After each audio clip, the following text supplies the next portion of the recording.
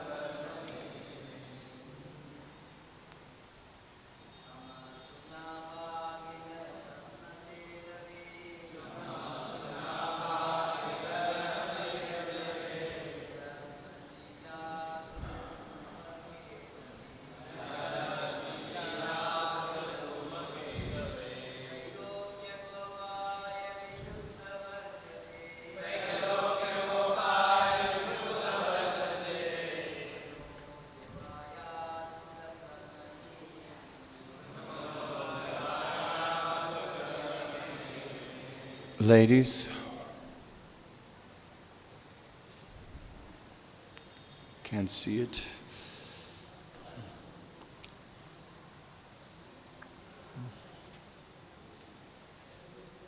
Okay. Namaha. All respectful obeisances unto you. Sunaba. O you who have an auspicious hub, Akila Dharma Shetave, whose spokes are considered to be a breach of the entire universe. He indeed, Adharmashila, who are irreligious, Asura, for the demons, Dhumaketave, unto you, who are like fire or an inauspicious comet, Trailokya, of the three worlds. Oh, it says of the three material worlds. Gopaya, the maintainer. Vishuddha, transcendental. Varchase, whose effulgence. Manajavaya, as speedy as the mind. Adbhuta, wonderful. Karmane, so active. Grine, I simply utter. O Sudarshan, you have a very auspicious hub, and therefore you are the upholder of religion. You're just like an inauspicious comet for the irreligious demons. Indeed, you are the maintainer of the three worlds. You're full of transcendental effulgence. You're as quick as the mind, and you're able to work wonders. I can simply utter the word Namaha, offering all obeisances unto you. Purport. The disc of the Lord is called Sudarshan because he does not discriminate between high and low criminals or demons. Durvasa Muni was certainly a powerful Brahmana, but his act against the pure devotee, Maharaj Ambarish, were no better than the activities of Asuras. As stated in the Shastras, Dharmam tu saksat Bhagavat Pranitam, the word Dharma refers to the orders or laws given by the Supreme Personality of Godhead. Sarva Dharmam Pritayamamekam Saranam Vraja. Real Dharma is surrender unto the Supreme Personality of Godhead. Therefore, real Dharma means bhakti, or devotional service to the Lord. The Sudarshan Chakra is here addressed as Dharma Setave, the protector of Dharma. Maharaj Ambarish was a truly religious person, and consequently, for his protection, the Sudarshan Chakra was ready to punish even such a strict Brahmana as Durvasa Muni, because he had acted like a demon. There are demons even in the form of Brahmanas. Therefore, the Sudarshan Chakra does not discriminate between Brahmana demons and Sudra demons. Anyone against the Supreme Personality of Godhead and his devotees is called a demon. In the Shastras we find many Brahmanas and Kshatriyas who acted as demons and have been described as demons. According to the verdict of the Shastras, one has to be understood according to his symptoms. If one is born of a Brahmana father, but his symptoms are demoniac, he is regarded as a demon. The Sudarshan Chakra is always concerned with annihilating the demons. Therefore he is described as Adharma Shila Sura Dhumaketave. Those who are not devotees are called Adharma Shila. The Sudarshan Chakra is just like an inauspicious comet for all such demons.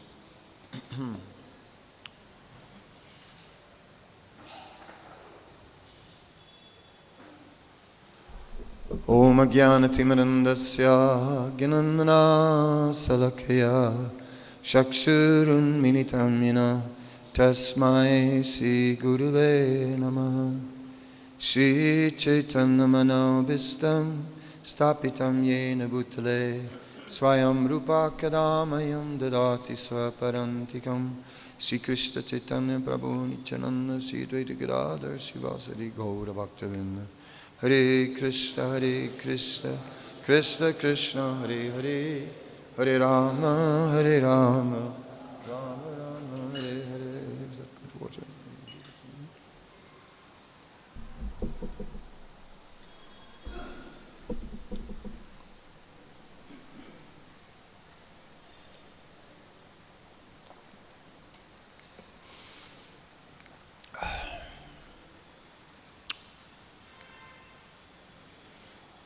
Lord Krishna cannot tolerate offenses against his devotees.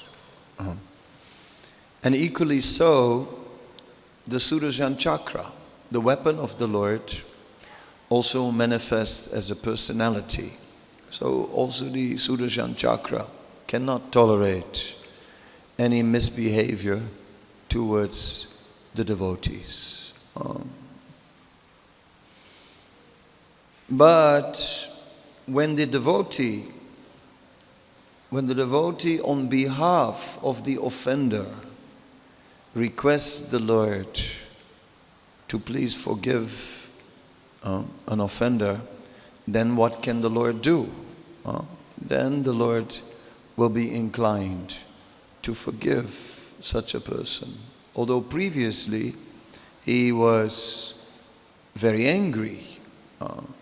Durvasa Muni had acted very inappropriate with Ambarish Maharaj because, all right, he came while Ambarish Maharaj had been pursuing a fast for a long time. There was the Paran, there was the time to break the fast, and Durvasa Muni came as a guest. So it is customary, and in those days certainly, that first the guest should eat and then the host will eat.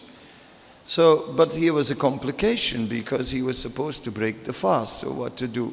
So the king consulted with some brahmanas, and then they advised, yes, you can take little water because taking water is both maintaining the fast or breaking the fast. So in this way you fulfill both purposes. So Maharaj Ambarish did that, and then because Durvasa Muni had mystic power, he could understand that Ambarish had acted in this way. Subsequently, Durvasa Muni created this demoniac personality with the desire to kill Ambarish Maharaj. So we can see what an excessive behavior on his side. And not appreciating at all Ambarish Maharaj's position, and seeing rather the external designation according to Varna Ashram, where Durvasa Muni was a Brahmana and Ambarish Maharaj a Kshatriya. So here we see how Varna Ashram is being misused, how Varna Ashram can become a system which is misused for various personality to take an elevated position and place themselves above others, and then rather than a system of protection becomes a system of punishment. And so it happened not only in the case of Durvasa Muni and Ambarish Maharaj, but nowadays we look back, this is a history of India, where the original pure Varna Ashram system, which was meant for protection, where everyone was finding shelter, everyone was finding some prescribed duty. It is very interesting. A little while ago, I was looking at a book about human rights, and then it addressed also what about human rights in the Hindu culture. They raised that question, and then the writer said that's not really the spirit. That's not the spirit of India. The spirit of the West is, what is my right? What is my right? The spirit of India is, what is my duty? What is my duty? So this is actually the appropriate culture, where everyone is acting according to prescribed duty. And there is a prescribed duty for everyone. So this principle of prescribed duty is Dharma, and then we add to that Varna Ashram, a system of 4 Varnas and 4 Ashrams, so that everyone has a clear concept of his duty. So that is spiritual culture, because spiritual culture is based on duty. And non-spiritual culture is, all right, what is my right? What is my right? Of course, there were human rights also. We can make a case that in Vedic literature there is rights, because pragya, whatever has, praja, whatever has taken birth has a right to exist. The king is meant to protect and provide for all living beings. All living creatures, somehow or other, have a right to exist. That is the concept of praja. So there's a sense of right in the Vedic culture. But still, the dharmena hina pasubir sasamana, without prescribed duty, without dharma, a human being becomes like an animal. At the same time, it is said that varnashram should be sansidir haritosanam, should be there for the pleasure of the Supreme Personality of Godhead. Otherwise it is srama evihi kevalam, simply a waste of time. Right? Because tasyaivahi te prayati te kovido yad brahmatam uparyada.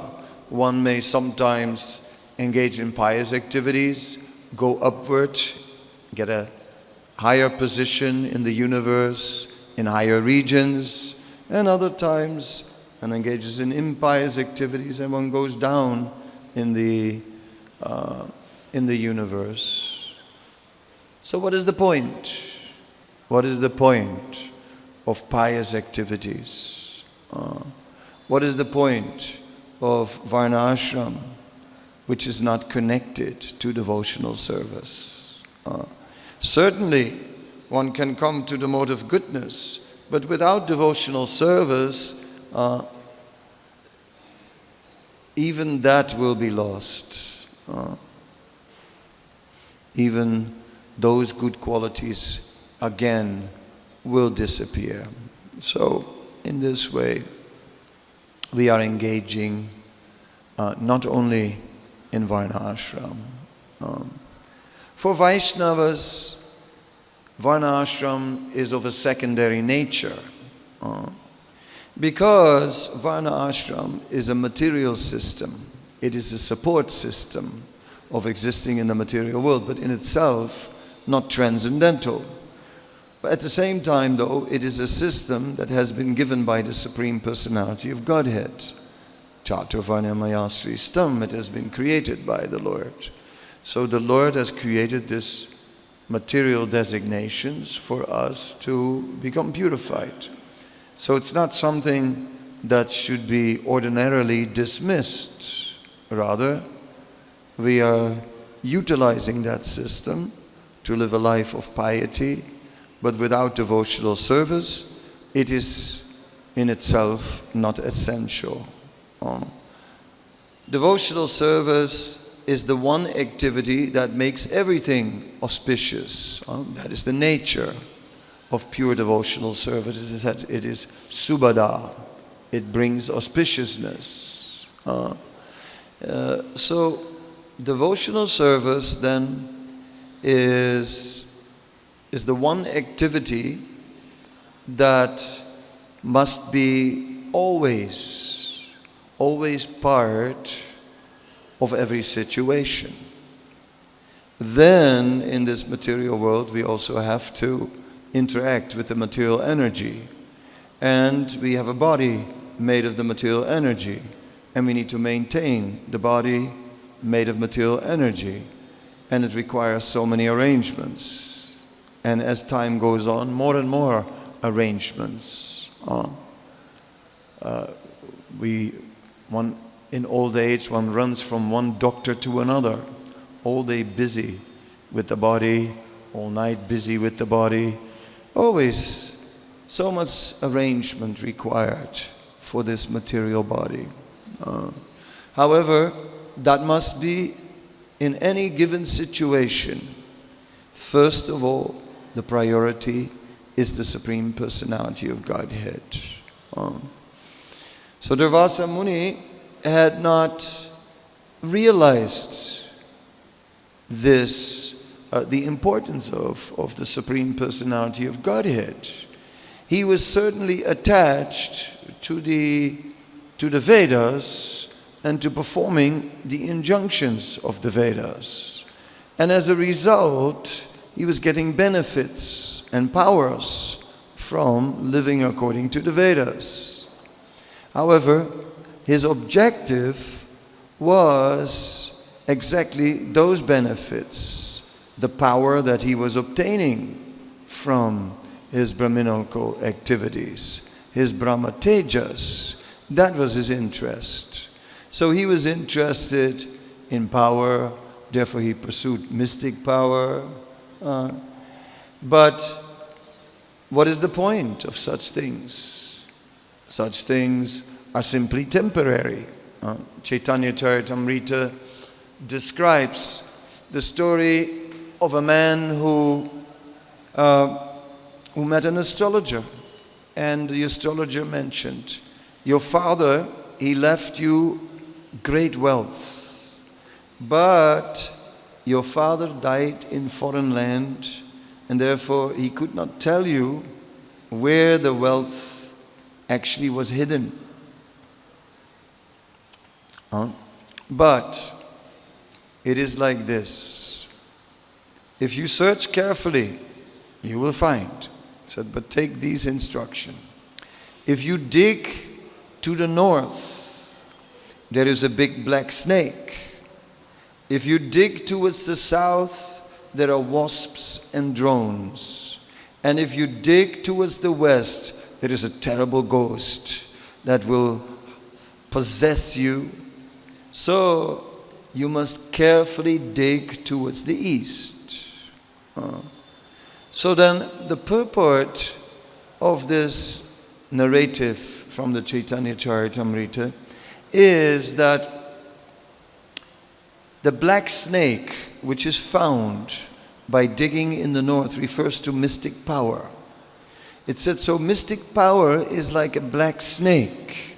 When we have mystic power or pursue mystic power, that mystic power will devour us. In what sense? In the sense that we lose sight of the goal, and that mystic power in itself will become the goal, because power will become our goal. Thus we will be in competition with the Supreme Personality of Godhead, and therefore we will simply lose all our real credits. So in that sense, it devours us like a big black snake if one becomes very powerful. That is dangerous.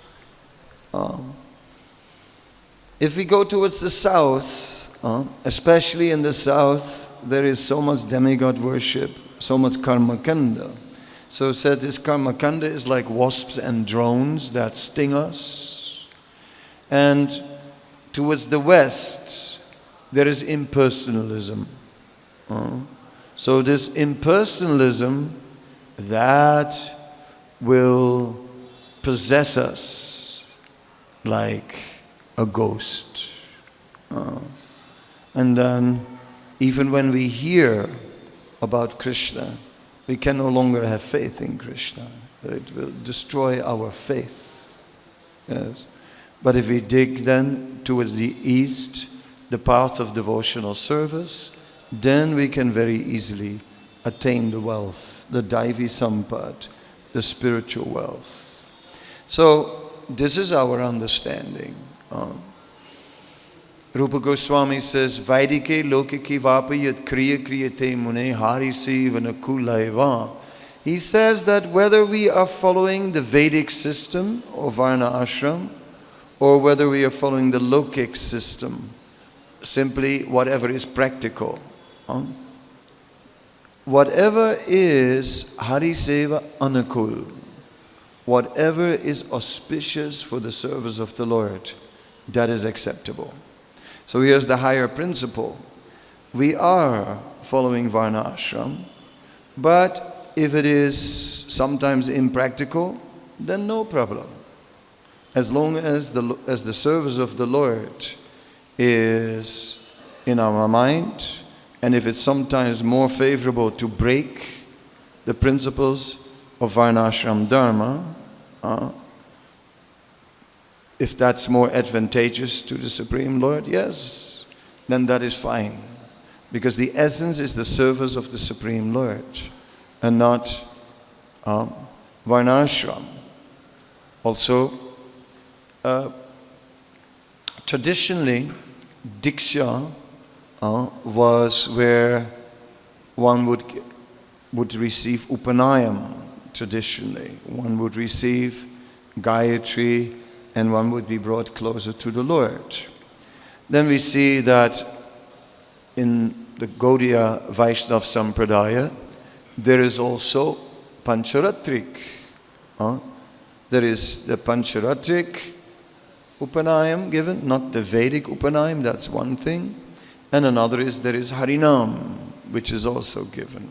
So now Srila Bhaktisiddhanta formalized that, and now our system of initiation is 2 initiations. Whereas traditionally in Vedic system, there was only one, the Upanayam. So how about that? First of all, Srila Prabhupada established that of the 2, actually Harinam was the most important.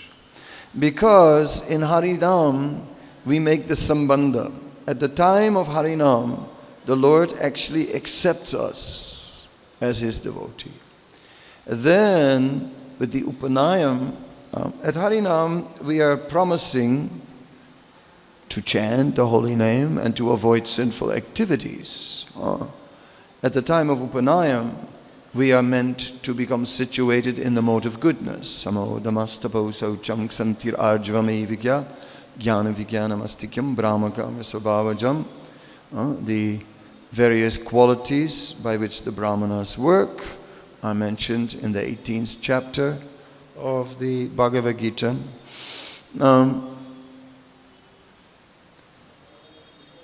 Equanimity, sense control, austerity, cleanliness, tolerance, forgiveness, simplicity, arjavam, jnana, knowledge, wisdom, and religiousness. So these are these activities by which the brahmanas work. However, when we are studying the second initiation in our Gaudiya Vaishnava tradition a little deeper, then we see that it's not just the Brahminical initiation. There are 7 Gayatri mantras which are given at the time of second initiation. The first Gayatri mantra is the one that everybody knows, that you can hear over every loudspeaker from any Hindu temple. But of course, it has no potency in that way because it must be received in parampara. So that is the Brahma Gayatri. And that is the Gayatri that Brahmanas were chanting, and the aim of the Brahma Gayatri is to see that everything rests on Brahman. But then there are 6 other Gayatri mantras chanted by Gaudiya Vaishnavas, which I cannot explain in detail in a public lecture. But the principle of them is that they deal with our devotional service, our relationship of devotional service with Guru and Gauranga and Lord Krishna. So in this way, these mantras take us to the transcendental platform. They're not speaking about Brahminical activity, they speak about the pure transcendental platform of pure devotional service to Krishna. And that is our aim, our single aim. Ket chit kevalaya bhaktya vasudeva parayana. We have only one goal, pure devotional service. And whatever serves that purpose of pure devotional service to Krishna, that we will accept. Anukulyasya sankalpa pratikulyasya varjanam. Whatever is favorable for pure devotional service, we'll accept. Whatever is not favorable, we will reject. We can see that externally, Durvasa Muni was the superior. And Ambarish Maharaj was acting according to the external guidelines of Varna Ashram. But we can see that internally, Ambarish Maharaj was the superior. Because we can see that internally, Ambarish Maharaj was closer to Krishna. And therefore that in the line of Krishna, he was the authority. And that in front of the Lord, Ambarish Maharaj was able to pacify the Sudarshan Chakra, whereas Durvasa Muni was extremely powerful because he could run from the Sudarshan Chakra.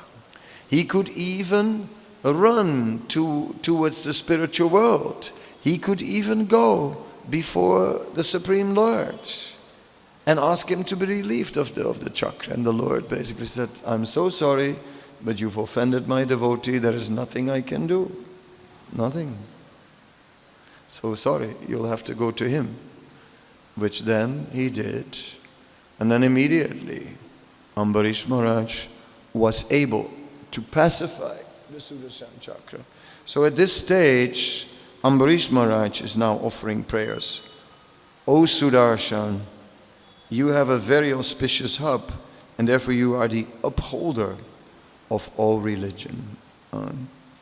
And it says here, Akila Dharma Shetave, whose spokes are considered to be a breach of the entire universe. So now the wheel has spokes, and a breach means it's like breaking the universe up in segments. That means the whole universe appeared to be covered by the Sudarshan Chakra. The effulgence of the Sudarshan Chakra could be perceived throughout the whole universe. That's basically what he is saying here. And then he points out that you are just like an inauspicious comet for the irreligious demons.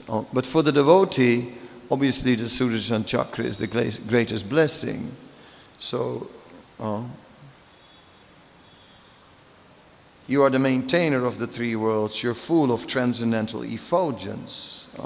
So that transcendental effulgence which burns the non-devotee or the demon is not burning the devotee. So in this rather is blessing the devotee, because that Sudarshan Chakra is gaining its effulgence only from the Supreme Lord. So for the devotee, everything is auspicious. In this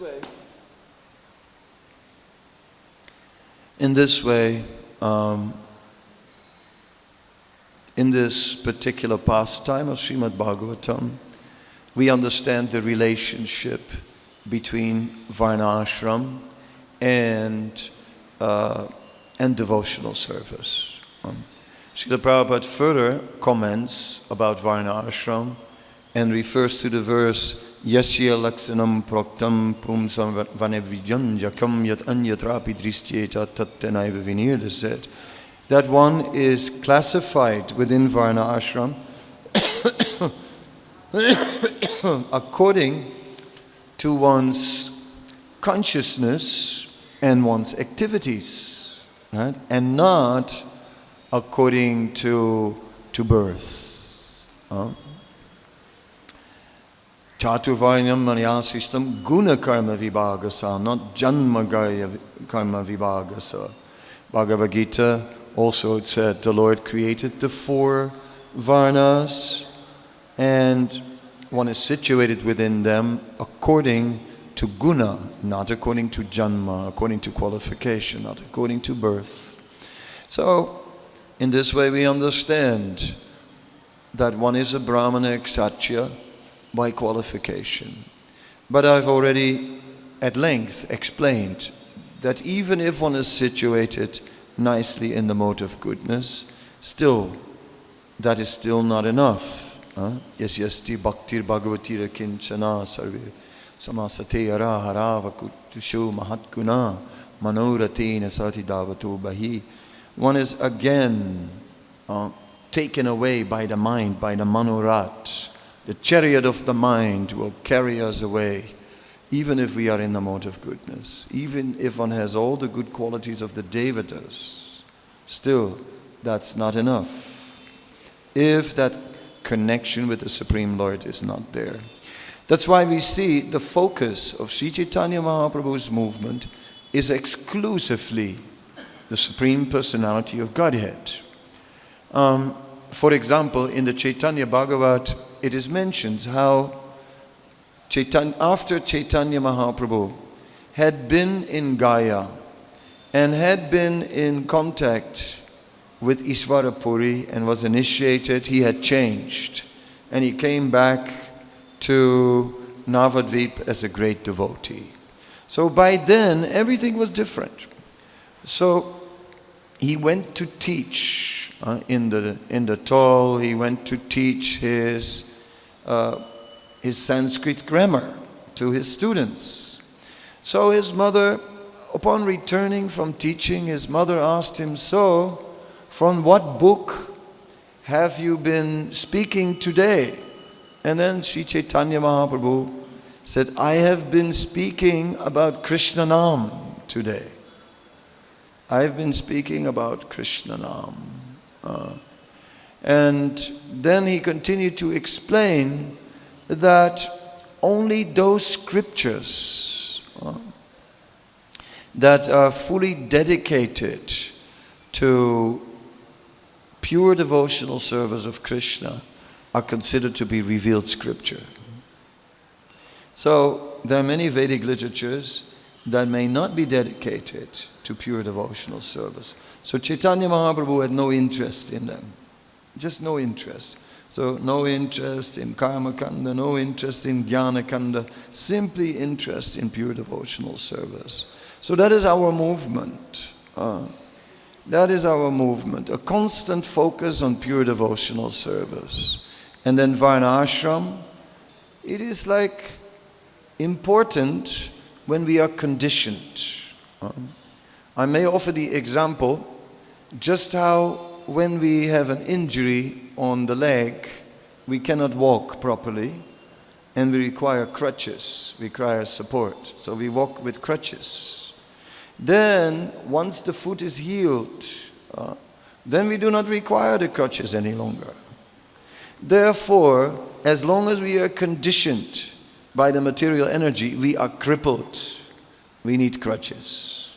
But when we are liberated, we do not need crutches because our consciousness doesn't depend on a system of purification, on a system of many rules and regulations to bind us at every step, prescribed duty, because we will naturally act for the pleasure of Krishna. So in this way, then Varna Ashram is no longer required. And then we get Naham Vipra Nacha Narapatir Napi Vaishana Sudra Naham Varni Nacha Kriya Patir Novanasta Yatir Vakintu Projana Kila Paramanandari Tabde Gopi Bharta Pada Kamala Yordas Nadas Nadas. Then we get this point. I'm not anything of the ashrams, of the varnas. I'm not anything of that. I'm simply the servant of the gopis, who are the ultimate devotees of Krishna. So this is the prayer that shows the liberated transcendental platform. That is a Vaishnava prayer where the crutches are no longer required. But currently, in our conditioned state, we are careful, very careful, to take shelter of our ashrams. We are more strict about ashram than about varna. Because sometimes for the service of the Lord, we may have to change in different activities. We may do puja in the morning, some Brahminical activity. During the day, we may sell something, and we are just acting like a pakabanya. No, give little more. Yes, no, for you. I give special discount if you take the full set. Yes. You take. And we can, no, for you we make no profit. No profit.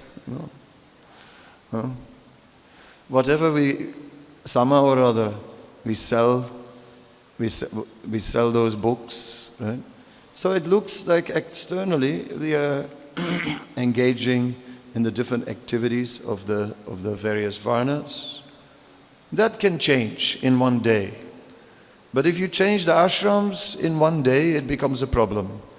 If you're a brahmachari in the morning, a grihastha at noon, at 4 o'clock you're vanaprastha, and at night you take sannyas, and the next day you start again as grihastha, that may not be a good idea. So ashram, we very much take shelter of our ashram and remain very fixed in that ashram. And only after deep deliberation are we changing ashram. And we see Srila Bhakti Siddhanta did not accept the Babaji Vesh, which is supposed to be beyond Varna ashram. He took sannyas, which is within Varna ashram. So, in this way, even when we are at a liberated stage, we still are adhering to the principles of Varna ashram. To teach others, and because we never see ourselves as liberated.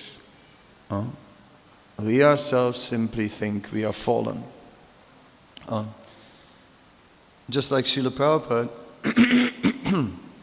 there's that famous purport where it is described how Dhruva Maharaj is going back to Godhead. And death appears before Dhruva, and death offers obeisances to Dhruva. Dhruva steps on the head of death. There is a Vaikuntha plane, and Dhruva steps straight into the Vaikuntha plane. Then the plane is about to take off, and then Dhruva says, wait a minute, what about my mother? She was the one who gave me instructions to get on this spiritual path. So what about her? Then Dhruva sees that there is another Vaikuntha plane. His plane is already in the sky, but he sees his mother is following him in another plane.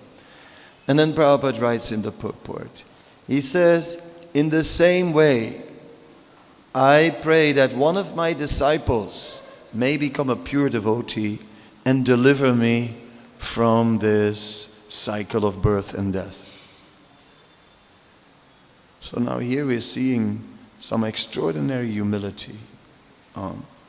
So in this way, the pure devotee may be liberated, but doesn't see himself as liberated. Therefore, he'll still take shelter of Varna ashram. And in this way, he'll be the perfect example to all the followers of how to actually take shelter of Varna ashram. Srila Prabhupada was a first-class sannyasi. Even when Upendra, his servant, wanted to leave him alone with his sister, Prabhupada said, no. And they were both like in late 70s at the time, right? And Prabhupada said, no, you can never leave me alone with a woman. Your sister, she's late 70s, so to koi problem to nahi. No, you can never leave me alone. So Prabhupada was very strict about adhering to sannyas dharma. And in this way, was transparent to the mood of Chaitanya Mahaprabhu, who was very strict about sannyas dharma. And in this way, as Mahaprabhu did, taught a perfect example to the world for many to follow in the future. Okay, I will end. Are there any questions or any comments?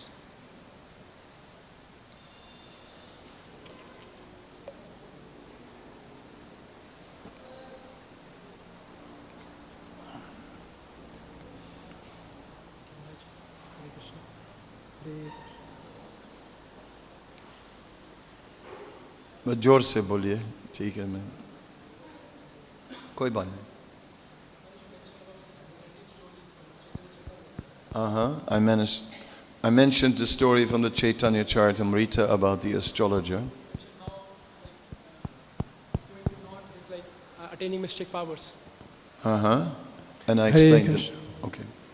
So, Maharaj, we see that in our path in spiritual life, when we are getting some post, positions, we're getting some power. So it's like we also get very much influenced by such facilities, and it like come on our head, and it may, like as you mentioned, devour us. So how one side we have to serve Srila Prabhupada and accept such responsibilities to go move ahead, take ahead of a movement. On the other side, it become difficult obstacle in our life. So how one can take precaution and be safer side?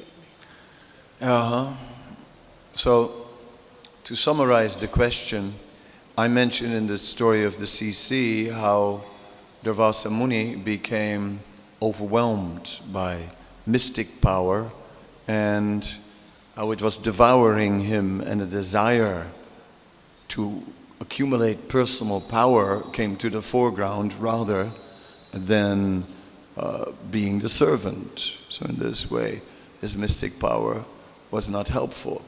Then Prabhu is raising the point that we may also get another position of power or influence, and then we become obsessed by that power or influence, and it may also take us away from pure devotional service.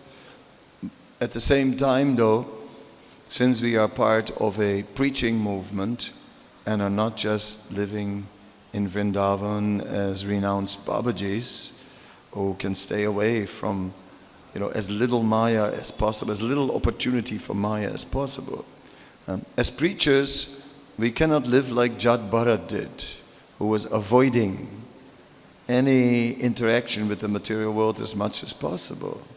As preachers, we have to deal with the material energy, and we have to also deal with position.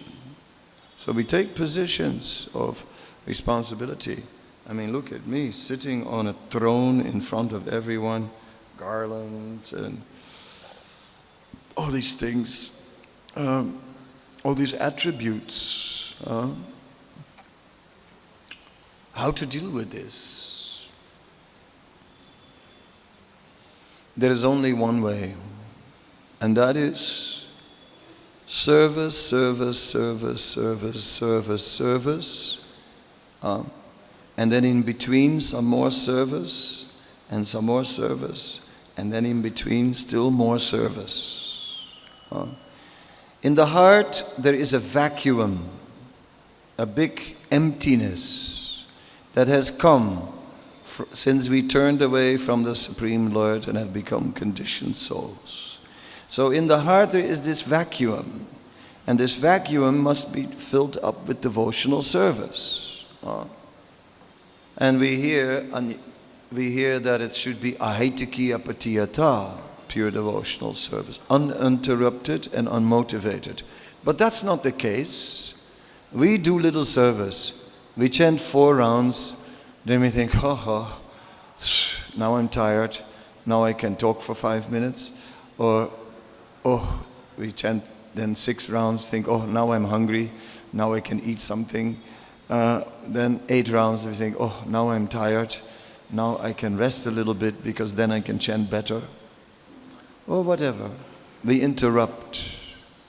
We do a little service, take a break. We do a little service, take a break. So we interrupt our service and the motivation is not pure. Like in the Nectar of Devotion, surrender is described twice. And once it is described as Atmanivedanam, and the other time it is described as Saranapati. And it said, when it is Atmanivedan, one surrenders, but one surrenders externally. One gives everything. And whereas in Saranapati, one surrenders everything externally, but internally one also becomes subservient towards the Lord. So completely dedicated.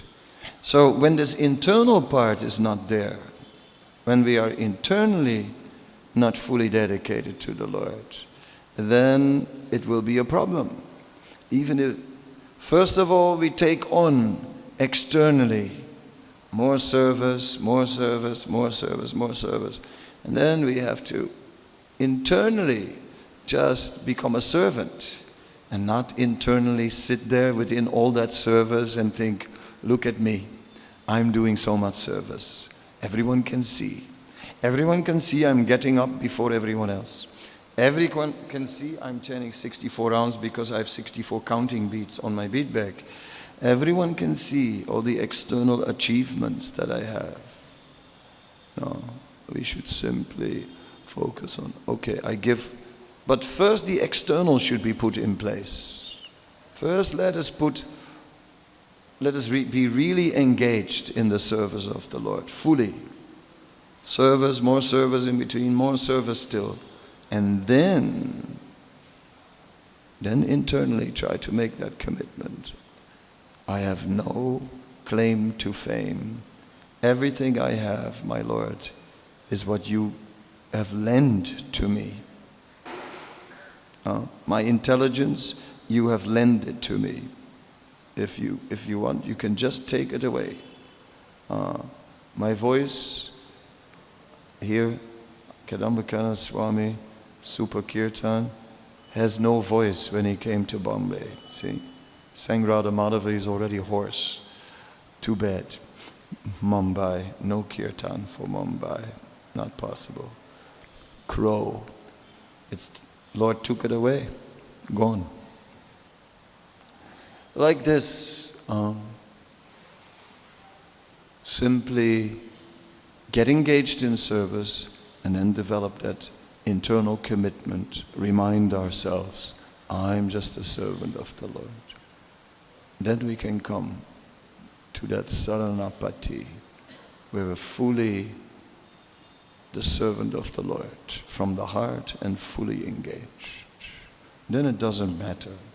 You can see, Prabhupada had the biggest position and yet was not affected by it. He sits, there's this picture, one of my favorite pictures of Prabhupada, is there is this huge silver throne. And Prabhupada is sitting on that throne and his hands are folded, like in pranam, and his head is tilting to one side. And on his face there is an expression from, please forgive. What I read from his face is this: please forgive me. I know it's a monster of a throne. No human being should sit on such a throne. But what can I do? It's my duty, because I'm the representative of Krishna Parampara, so I have to do. But not thinking, oh, now I'm sitting on the big seat. I am so learned, I am so qualified, I am now Brahmana, I am now all these things. Yes. We also take pride in our Brahminical thread. Oh yes. Let's do more service and then internally make the adjustment. Okay. Thank you. There?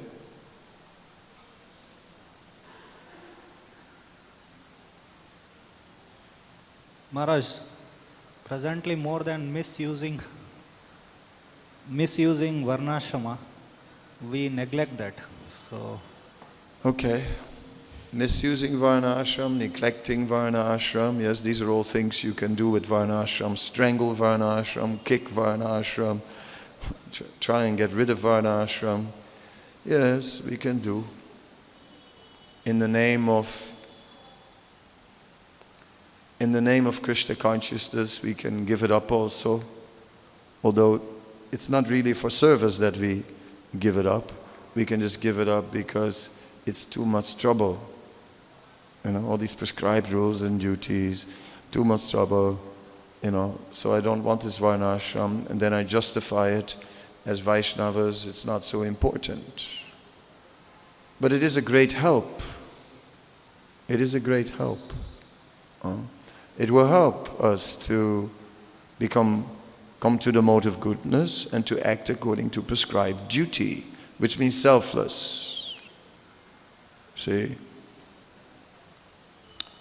The Sudra is inclined to act according to the mind and the senses.